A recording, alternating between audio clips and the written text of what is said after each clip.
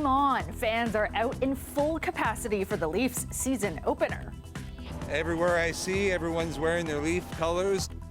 You can bet they're excited at Scotiabank Arena tonight. The Leafs hosting the Habs in their season opener, and for the first time since the pandemic, playing in front of a full house. Plus, CBC News has learned of the Ford government's plans to lift more COVID restrictions. What will this mean for restaurants and gyms? We'll have the details. And so precious, our eyesight, and we live in such a visual world.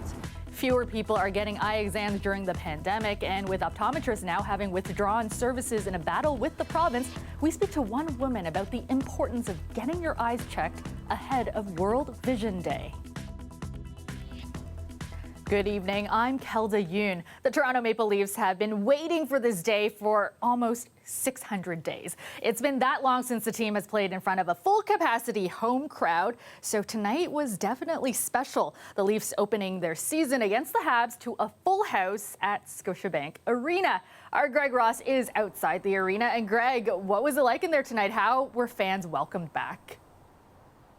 Well, I think you said it, Kelda. This was a special night, not just for the fans, but for the players as well. Special because it has been so long since we've been able to do this. So the fans were welcomed back in droves, a full packed house inside Scotiabank Arena for this game tonight, and they were treated to an interesting pregame show where they had a tribute to what has happened over the last 19 months. It was narrated by the players, talked about everything we've been through, from the lockdowns to having to play games here at Scotiabank Arena with no fans in the stands, and now the day that we've all been waiting for, welcoming people back in.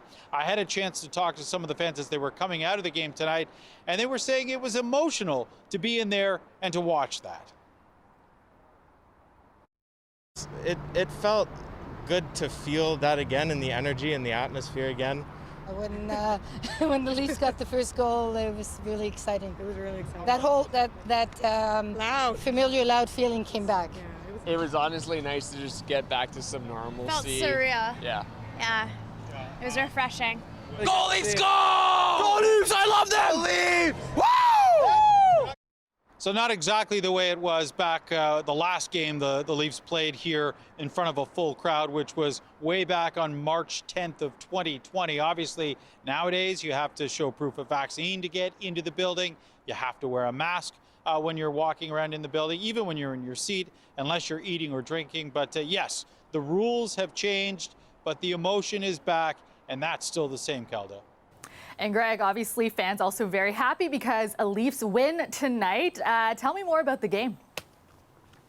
You know, I think they got a little bit of a scare early on in this one, Kelda, because the Leafs came out a little bit sluggish after that emotional pregame. The Leafs didn't look like they were going to have it tonight, and Montreal had a bunch of scoring chances. They did finally put one in the net on a 2-on-1 to take the early lead in this game, but the Leafs were able to score two quick goals after that, and that's all they would need in this game. The Leafs go on to beat the Montreal Canadiens by a final of 2-1, and I guess it was sweet for the fans in the sense that the Montreal Canadiens are the team that eliminated the Leafs from the Stanley Cup playoffs last year in the first round, and they were able to do that despite the fact that the Leafs actually led that series 3-1. This is the result Leaf fans were looking for anyways. There were lots of Montreal Canadiens fans here as well. They didn't get the result they were looking for, but a special night, I think, for everybody that was in the building because they got to watch hockey again. They got to watch hockey in person in a full stadium.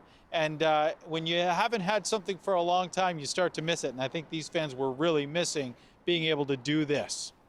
We can definitely see that. Let's hope the wins keep coming. Thanks so much, Greg. That's our Greg Ross live for us tonight. Well, now to a story CBC Toronto was first to report.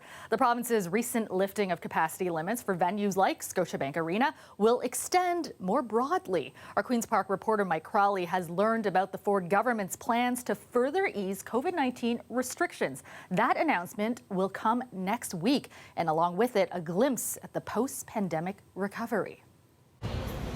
Since mid-summer, Ontario has been in step 3 of what the government calls its roadmap to reopen. In the 3 months since then, a few restrictions have been eased in piecemeal fashion, leading up to last week's announcement that all capacity limits at Ontario's big sports venues would be lifted. There's now more to come next week. A senior official in the Ford government tells CBC News the province will unveil a new pandemic plan. The plan will end capacity limits in all locations where proof of vaccination requirements are in place, such as restaurants, bars, and gyms. It will also indicate when that vaccine passport system will become optional. This is a temporary and exceptional measure, and we will only use these certificates for as long as they are needed and not one day longer. We owe people a clear plan to exit the roadmap, the official said in an interview today, adding that work on the plan began months ago and the government is finalizing it now. The official said Ontario will not lift all public health measures and pretend the pandemic is over.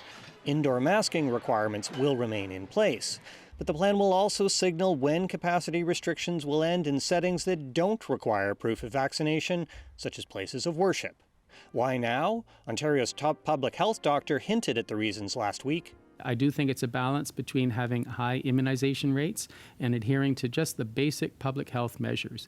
And Ontarians deserve thanks and simply praise, as certainly from me, because we're able to keep our rates of illness low. The return of nearly 2 million students to Ontario's classrooms last month did not bring about a spike in the province's caseload. In fact, the opposite has happened. Ontario's fourth wave of COVID-19 was rising until early September when school resumed, and since then the average number of new cases has trended downward. And a key factor in that has been the success of Ontario's vaccination program. 88% of the eligible population has had at least one shot, while 83% are fully vaccinated against COVID-19. Next week's plan will also describe what Ontario will do if there are spikes in new COVID cases. Officials say any restrictions would be designed to minimize the disruption to people's lives, and they would only be imposed locally, not across the province. Mike Crawley, CBC News, Toronto. Word of next week's announcement comes amid mounting frustration from some businesses. Restaurant and bar owners in particular are upset over capacity limits that they say are unfair and arbitrary. Chris Glover has more on how they're reacting to news of the coming changes. Cafe owner Jimmy Huang is finally letting off a little steam, learning COVID capacity limits for bars and restaurants will soon be lifted, but not nearly soon enough. By the hour, by the day that we're waiting and delaying this is cutting into our bottom line. Current distancing requirements mean he can only seat 10 people inside his cafe that normally seats 39.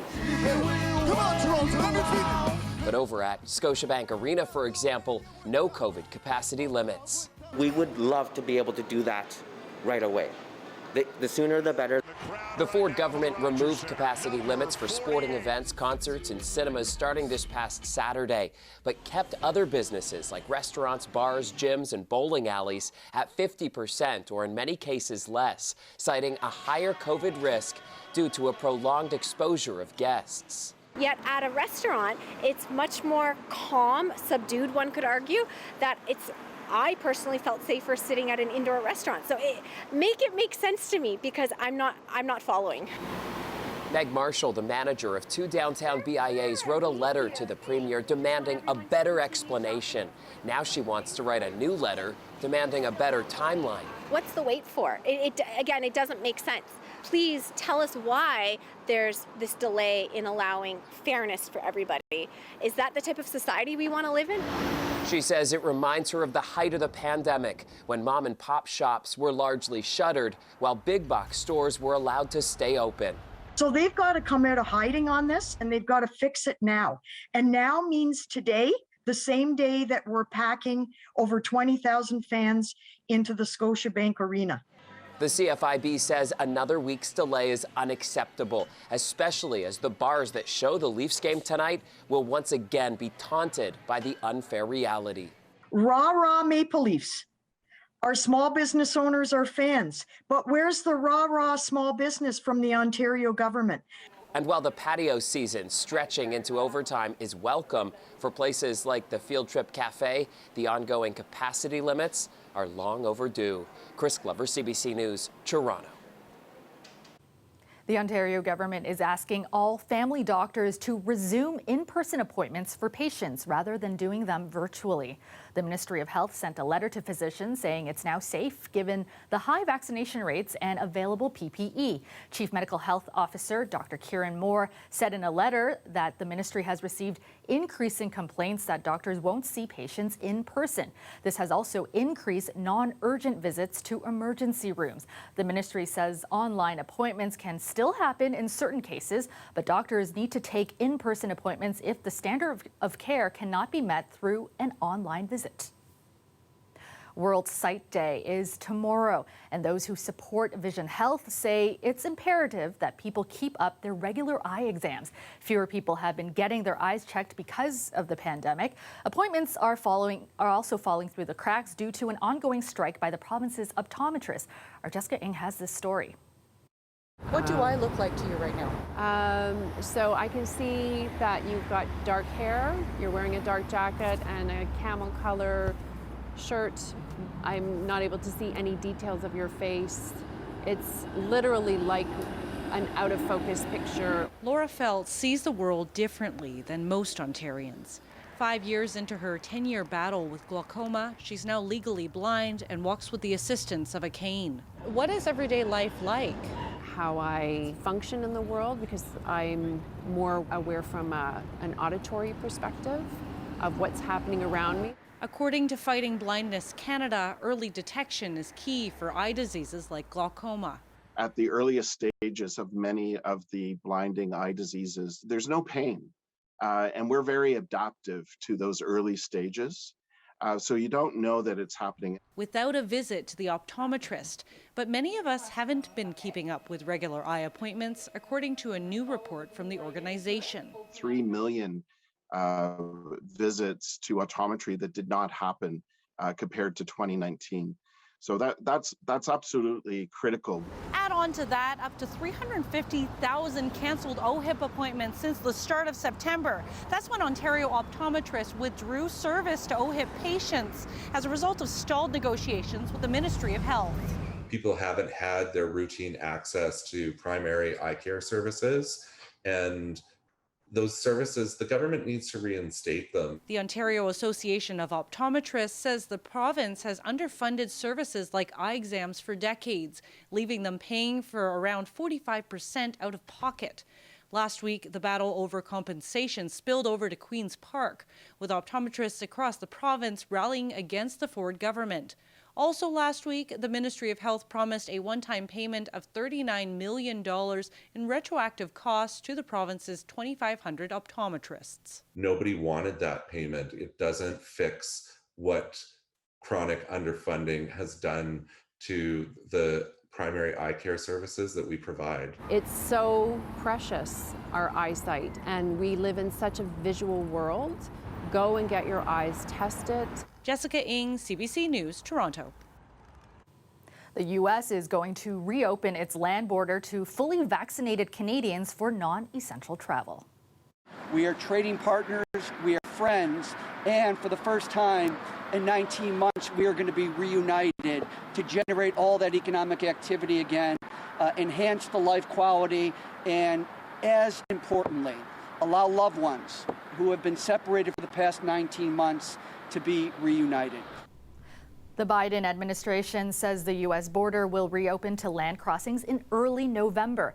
The U.S. border has been closed to non-essential travel from Canada since March of 2020. Canada reopened its border for U.S. visitors in August. A number of details are still being worked out, including the type of documentation that will be accepted to prove a traveler's vaccination status. Meteorologist Colette Kennedy joins me now with a first look at the forecast. And Colette, a pretty overcast day and that humidity sticking around. Yeah, still sticky. And again, it's almost like you'd have to check the calendar here to just make sure these daytime highs are the right map. I mean, for the right date, because we could have grabbed these from, say, May or from, September. But no, we're into mid-October and looking at daytime highs in many cases. They're at 20 degrees or even warmer. Doing it again today in Toronto. So our 141st day for the year of 2021. A few isolated showers that we were seeing earlier, and I mean really highly isolated. Not much to make of that through the overnight hours. However, Yes, some patchy fog redeveloping, so some areas where you may want to allow some extra time for the commute, especially if you're into the overnight or early morning hours there.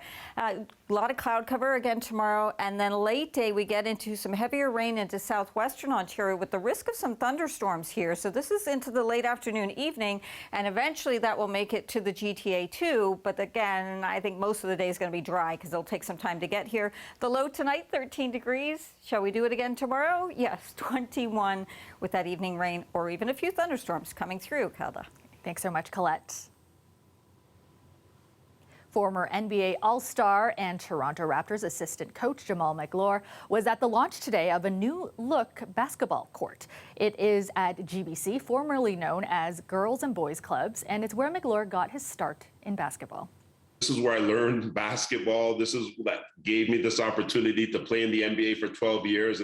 So this game continues to evolve, and without programs like this, investing back into communities, it wouldn't happen.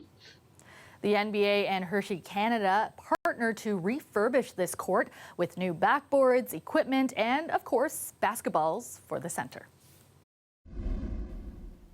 Welcome back. The Ford government announcing plans today to build more long-term care homes in Oakville. Just on this site alone, here in Oakville, we'll have 2 facilities with 640 new beds. Long-term care minister Rod Phillips made the announcement. The 2 new homes will offer culturally appropriate services to members of the Hindu and Sikh communities. They are expected to be built by 2025. A number of Ontario hospital networks will soon be implementing mandatory vaccination for visitors. University Health Network will be asking visitors for proof of full vaccination starting on October 22nd. The network says the policy is to protect patients inside their hospital. Beginning on October 25th, Trillium Health Partners will also require proof of vaccination for visitors, but there are some exceptions. If you're visiting a patient in labor and delivery, a patient at the end of life, pediatric patients, or those in the emergency department, you do not have to be fully vaccinated, but you will need to provide a negative COVID test. Now, here on Perth, Healthcare Alliance will require family and caregivers to be fully vaccinated starting November 1st, with similar exceptions as Trillium. And you are looking at a live shot of the Toronto skyline. Partly cloudy tonight with some patchy fog developing overnight. Temperatures, again, mild even at night. Currently 19 degrees in the city. Let's go back to Colette now with a look at your extended forecast. And Colette, it'll be closer to the weekend when we see temperatures dipping to seasonal, which we haven't been experiencing. Yeah, so Kelda, that's kind of the good news, right? Is that, all right, we still have a few more days, and the bad news that, of course, it happens in time for the weekend, but that's really when the atmosphere is going to be making that adjustment. So temperatures carry on for now, well above seasonal. We do have some late day showers that are going to be moving in on Thursday with the risk of some embedded thunderstorms. That's why I put that up there. And then this weekend, it's just back to seasonal. It's going to feel cool because of the departure and the change from how mild it has been. A few isolated showers, some patchy fog overnight tonight. Tomorrow we have quite an extensive cloud deck. Could have some sunny breaks at times. They may be a little bit hard to come by. And then this is what I want to focus on. So the timing of this could speed up a little bit. I'm actually putting some rain and isolated thunderstorms into the forecast for late afternoon, then into the evening hours for southwestern Ontario. Those will make their way towards the western end of Lake Ontario. We begin to see that rain and some heavier downpours here developing and carrying on through the early overnight hours and then moving on once again. And then it's going to be kind of coming in waves here because into Friday we'll get another wave that moves through, and really the stronger cold front as that makes its way in, that's when we're going to see the adjustment in those temperatures, and that's why it's going to probably take till about Saturday before that really begins, but becoming breezy as that system works through. So temperatures tonight, southwestern Ontario 11 to 14. Humidity up for tomorrow. Look at this, possibly 30 to 33 in terms of how it's going to feel, Windsor, as your thermometer heads up to 25. And a look at St. Catharines, 14 tonight, Oshawa, Markham, 13, a little cooler towards Hamilton with your overnight lows. And tomorrow will be somewhat similar to today. Quite a bit of cloud cover in here and still some of that humidity as well. The waves of rain that will be coming in, not raining all the time, but quite a bit of action over the next few days into the weekend. And then not only, as I've been saying, will those daytime highs be coming down, but these very mild overnight lows dropping back to those single digits, Kelda. All right, thanks so much. A spectacular showing for Team Canada's men's soccer team at BMO Field tonight. Canada with a big win over Panama, 4-1 in a crucial World Cup qualifier. The boys in red were strong all night, but it was Alphonso Davies leading the way for Canada. The game was tied 1 apiece at halftime, but in rare fashion, Canada scored 3 goals in 12 minutes during the second half. Like the Maple Leafs at Scotiabank Arena, BMO Field was at full capacity for this game. Canadian actor William Shatner has now boldly gone where his legendary Star Trek character Captain Kirk has gone, into space.